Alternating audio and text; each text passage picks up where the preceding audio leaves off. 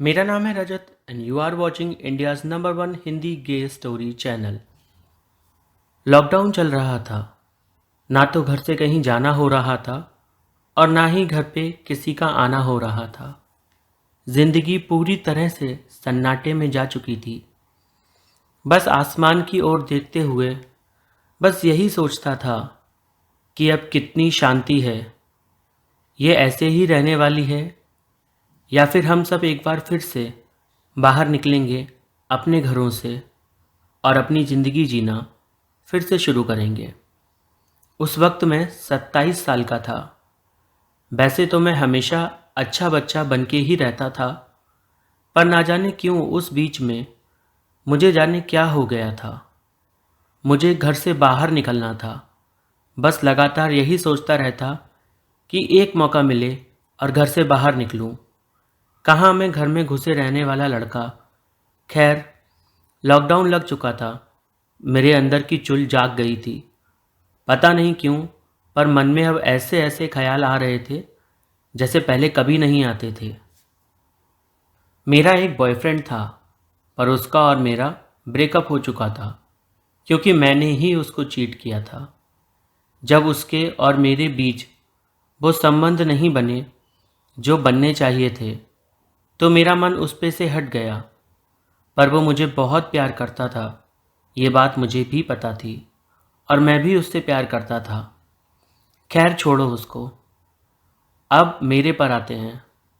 मैं नवाज आलम 27 साल का मर्द जो घर में घुस के सिर्फ पढ़ता रहता था गवर्नमेंट जॉब के लिए। अम्मी अब्बू दोनों मुझसे बेहद खुश थे। उनको नहीं पता था कि मैं गे हूँ। वो मुझसे अक्सर कहते थे कि तुम्हारी नौकरी लग जाए, फिर एक प्यारी सी दुल्हनिया से तुम्हारा निकाह पढ़वा देंगे। तमाम हसरतें पाल रखी थी उन्होंने अपने सीने में मेरे निकाह को लेकर। पर मैं तो सिर्फ लड़कों के बारे में सोचता था, उठते ही और सोने से पहले भी, जिससे मेरी हालत थोड़ी सी खराब हो गई थी। मेरी पीठ में अक्सर दर्द रहने लगा था, पर रीज़न समझ में नहीं आ रहा था। धीरे धीरे मैं समझ गया कि ये सब का कारण वही है। तो जैसा कि लॉकडाउन लग चुका था, मेरे घर पे सब परेशान थे कि अब अचानक से राशन कहाँ से लाएं, और मैं खामोशी से बैठा हुआ था। अम्मी ने कहा, तुझे कोई फ़र्क नहीं पड़ता क्या? देखना मुल्क में क्या हो रहा है। अब्बू के साथ जा राशन का इंतज़ाम कर। मैंने कहा, बाहर जाने को मनाही है, कैसे जाएं बताओ? सब तरफ तो पुलिस है। अम्मी खामोश हो गई। उसी रात पता चला कि राशन की दुकानें खुली रहेंगी। दिल में सुकून आया, पर प्रॉब्लम अभी भी सेम ही थी। अब्बू घर के बाहर जाने ही नहीं देने वाले थे, क्योंकि उनकी इकलौती औलाद जो था मैं।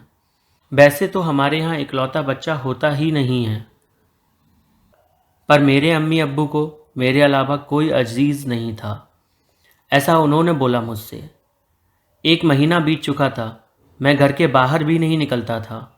दिन भर बस पढ़ाई करो और फ़ोन चलाओ। कितना फ़ोन चलाएं, ये भी सोचने में लग जाता था। एक दिन अब्बू बाहर जा रहे थे। मैंने बोला, अब्बू मैं भी जाऊंगा, आज इतने दिन हो गए कहीं भी नहीं गया। पर वो रोकने लगे।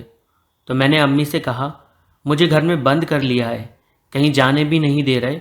इससे अच्छा तो मैं हॉस्टल में रहता था, जैसे 10 से 12वीं तक रहता था। अम्मी ने अब्बू से बोला, जाने दो ना। सुन, जल्दी जाना जल्दी आना, और किसी को छूने से बचना।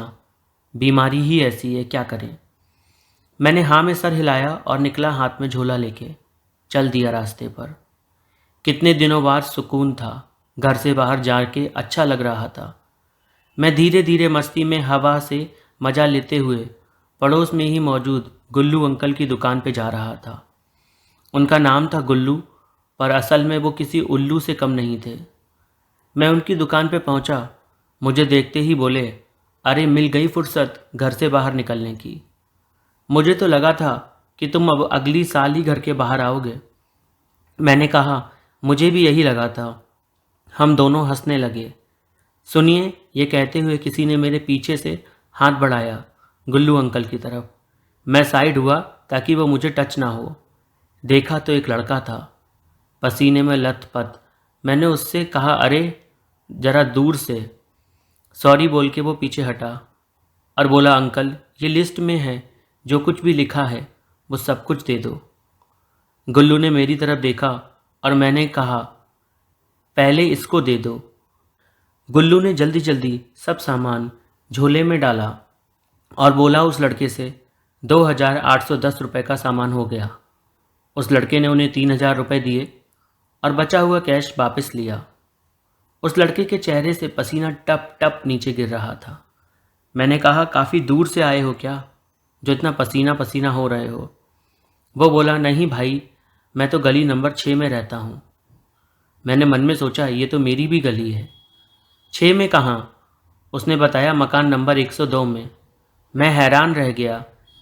103 तो हमारा मकान नंबर था और हमारे पड़ोस में कोई आया है ये तक पता नहीं चला। उसने अपना मास्क एक पल को नीचे किया और पसीना पोंछा। उसे देखता ही मेरा दिल गदगद हो उठा। दिमाग से तीर चले और दिल में जाके लग गए। सूरज का 7वां घोड़ा दौड़ने के लिए तैयार हो गया था और उसने मास्क ऊपर किया। फिर बोला, आपने सारा सामान डाल दिया? गुल्लू अंकल की तरफ मैंने देखा और एक हल्की सी स्माइल पास की। वो भी समझ गए इशारे को और बोले, हाँ सारा का सारा डाल दिया, कम लगे तो बताना और डाल देंगे।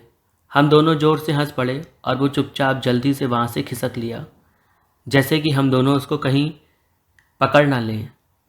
उसके जाते ही मैंने गुल्लू अंकल से घर का सामान खरीदा और वहाँ से निकल लिया। वो अपने घर के अंदर घुस रहा था।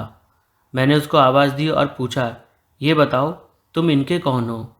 उसने बताया, वो रमेश चाचा की बहन का बेटा है। इतना बोल वो अंदर चला गया। मैं पूरे दिन उसके ही बारे में सोचता रहा। मुझे कुछ भी सूझ नहीं रहा था। रमेश अंकल की बहन मतलब उपासना बुआ। हाँ, मैं उनको बुआ ही बोलता था। पर जब मैंने उनके बेटे को देखा था तब वो कुछ 11 साल का था, पर अब वो 21-22 साल का हो गया था। मेरे दिमाग के घोड़े दौड़ने को तैयार थे, पर मैं उन पे नियंत्रण लगा रहा था।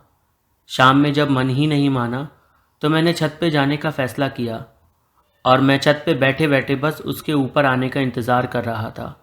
कम वक्त 2 घंटे हो चुके थे, पर वो नहीं आया। मेरा दिमाग ही हट गया। मैं नीचे चला गया। उस रात मैंने खाना नहीं खाया, बाथरूम गया कुछ देर के लिए और फिर हाथ पैर धो के सो गया। सुबह अब्बू ने बोला कि रमेश का भतीजा आया है, उसे थोड़ा मैथ्स में मदद चाहिए। तो वो मुझसे पूछ रहे थे, तू कर देगा क्या? ये सुनते ही मेरा तन मन टनटना उठा और मैं चेयर पर तुरंत बैठ गया और बोला, हाँ क्यों नहीं। अब्बू ने कहा, सुन ध्यान से, बीमार ना पड़ जाना। मैंने कहा, टेंशन ना लो अब्बू, मुझे अच्छा लगता है पढ़ाने में। अब्बू ने कहा, तभी तो कहा कि पूछ के बताता हूँ, तेरा भी मन लग जाएगा और वैसे भी आज तक हमारे रिश्ते काफ़ी अच्छे हैं उन लोगों से। शाम में दरवाज़ा खटका। मैंने दरवाज़ा खोला तो वो लड़का खड़ा था। मैंने उससे कहा, अंदर आओ। वो आया। मैं उसे लेके अपने रूम में चला गया। मैंने उससे बैठने को कहा और फिर उससे पूछा कि मैं याद हूँ उसे? तो वो बोला, हाँ याद हो आप, उस दिन दुकान पे आप ही मिले थे। मैं हंस पड़ा। मैंने कहा, नहीं, जब तुम बच्चे थे तब हम मिले थे। वो सिरे से मुकर गया, जैसे उसे कुछ भी याद नहीं। मेरा तो खून ही खौल गया। पर छोड़ो, वैसे भी अब मैंने सब सोच रखा था। ये शेर बिना शिकार किए मानने नहीं वाला था। मैंने उससे कहा, अपनी बुक्स निकालो, और मैंने उसे पढ़ाना शुरू किया। उसको पढ़ाते हुए समझ में आया उसको मदद की सख्त ज़रूरत है। मैथ्स के नाम पर काला धब्बा निकला वो। मैंने लगभग हर रोज़ उसको पढ़ाया, 2 घंटे से ज़्यादा, पर हर रोज़ होमवर्क करके नहीं आता था वो। मुझे गुस्सा आया और मैंने रमेश चाचा से बोल दिया। तो वो बोले, बेटा तुझे जो करना है कर ले, पर इसे सिखा दे, हमने तुझे रोका नहीं है। यह सुन के मेरे टेढ़े मेढ़े दिमाग में ढेर सारे आइडियाज़ आ गए। वो आइडियाज़ जो हर रात आते थे और अब उन्हें अमल में लाने का वक्त था। अगले दिन जब वो आया, मैंने उसकी कॉपी ली, देखा तो सारा होमवर्क करके आया था। दिमाग का दही हो गया कि आखिर ये चाहता क्या है। उसे लगा मैं खुश होऊंगा, पर मुझे तो और गुस्सा आ गया, पर उससे कुछ बोल भी नहीं सकता था। रात में खुद को शांत किया और सो गया। धीरे धीरे लॉकडाउन खुलने की खबरें आने लगीं और मुझे लगा कि जैसे मेरा सपना अधूरा ही रह जाएगा, वो चला जाएगा। मैंने एक प्लान बनाया, उसको रात में कहा छत पे आने को। वो आ गया। 10 बज रहे थे और मैंने उससे ओरली ही सवालों को हल करने को कहा। वो करने की कोशिश कर रहा था और करता भी जा रहा था। मैंने जानबूझकर उससे ट्रिकी क्वेश्चन किया और वो बेचारा उसमें फंस गया। यही मैं चाहता था। मैंने उससे कहा उठो और मुर्गा बन जाओ। बेचारा मेरी तरफ देखने लगा और देखता रहा। मैंने कहा बन रहे हो या नहीं। वो चुपचाप मुर्गा बन गया। 2 मिनट में ही उसकी आंखों से आंसू गिरने लगे और मुझे खुद पे इतनी शर्म आई क्योंकि मैं ये क्या कर रहा था। उसका एहसास हुआ मुझको। मैं वहीं रुक गया, उसे उठाया और उसके आंसू पोंछे और अचानक वो मेरे सीने से चिपट गया और बोला, आई एम सो सॉरी। मैं आपको खुश करने की कोशिश कर रहा था पर आज भी नहीं कर पाया। मैंने उसे चुप कराया और उस रात वो मेरी बाजू पे सर रख के सो गया। मैं पूरी रात उसे देखता रहा और तब मुझे जाके पहली बार एहसास हुआ कि आखिर सच्चा प्यार किसे कहते हैं। जैसे ही सुबह उसने आंखें खोलीं, मैंने आंखें बंद कर लीं। अचानक मुझे लगा जैसे मेरे होंठों को कुछ छुआ। मैंने आंखें खोल दीं। वो मेरे होठों को चूम रहा था। वो तुरंत पीछे हटा और बोला सॉरी। मैंने उसको अपनी तरफ खींचा और उसके होठों को अपने होठों में ले लिया और कहा ऐसे किया जाता है। मुझे पता ही नहीं था कि अब्बू देख रहे थे। जैसे ही मैं नीचे पहुंचा, अब्बू अम्मी से बोले ऐसे किया जाता है। मैं सन्न रह गया। मुझे समझ नहीं आया कि क्या बोलूं अब। अबू मेरे कमरे में शाम में आए और बोले ये सब हराम है, हमारा मज़हब इस सब की इजाज़त नहीं देता। अगर तुम इससे बाहर नहीं आए तो अल्लाह तुम्हें बुरी मौत देगा। मैंने कहा अब्बू, अल्लाह को मैं बहुत मानता हूँ दिलो जान से। अगर ये गलत होता तो वो मुझे ऐसे बनाता ही नहीं। इस पर मेरे और अब्बू की बहस हो गई और वो बोले मैं अभी रमेश को बुलाता हूँ, सब बताता हूँ उसको कि कैसे तुम लोग क्या क्या कर रहे थे। रमेश चाचा को सब बताकर अब्बू ने हमारा मिलना बंद करा दिया। हम फ़ोन पे भी बात नहीं कर पाते थे क्योंकि उसके पास फ़ोन भी नहीं था। फिर लॉकडाउन ओपन हुआ, सबका आना जाना शुरू हुआ और एक रोज़ हम फिर से गुल्लू की दुकान पे मिले। वो मुझे देखते ही जाने लगा। मैंने उसका हाथ पकड़ा और उससे कहा मुझ पे भरोसा है। उसने कहा खुद से भी ज़्यादा और हम दोनों वहाँ से भाग गए। अब हम दिल्ली में रहते हैं। यहाँ आके मैंने टीचिंग फिर से शुरू कर दी और उसने भी अपना कॉलेज कंप्लीट किया। हमारे घर वालों ने तमाम कोशिशें की पर प्यार के आगे वो कुछ ना कर सके। कहानी अच्छी लगी हो तो लाइक, कमेंट और चैनल को सब्सक्राइब करना बिल्कुल ना भूलें और साथ ही आप मुझे इंस्टाग्राम पे फॉलो कर सकते हैं। इंस्टाग्राम लिंक वीडियो में दिया गया है।